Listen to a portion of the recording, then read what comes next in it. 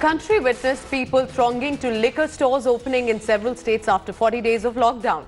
In national capital Delhi, police was even forced to lathi charge people after long queues witnessed at liquor shops in Kashmiri Gate and Narela area. Cops were even forced to shut down some liquor shops in several areas of Delhi as people flouted social distancing norms. In Karnataka, people were seen in celebratory mood and jubilant as they gathered outside alcohol shops in Bengaluru and Bengaluru. Similar scenes were witnessed in Assam and Chhattisgarh.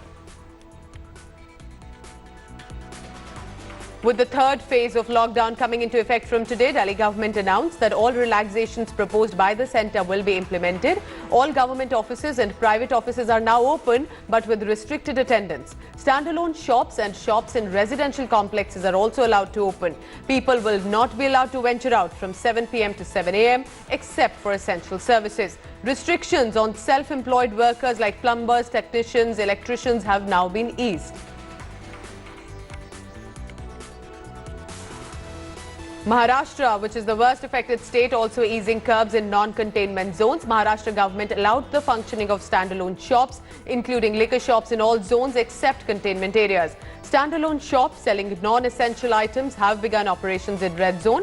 Construction activities in all red zone districts are allowed, provided workers are available on site and no workers are required to be brought in from outside. All malls and complexes will remain shut.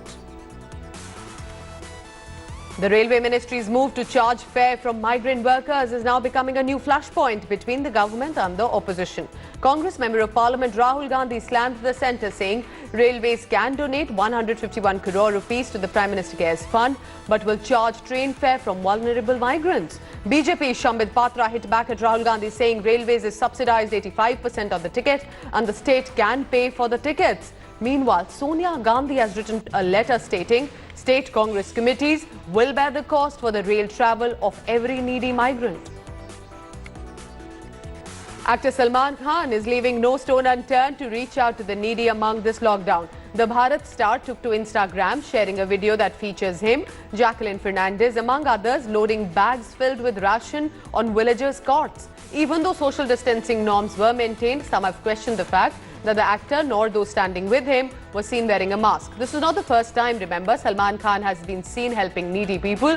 He has also donated money to daily wage workers. Salman Khan had put a total of 4 crore 80 lakh rupees in the bank account of 16,000 labourers in the month of April.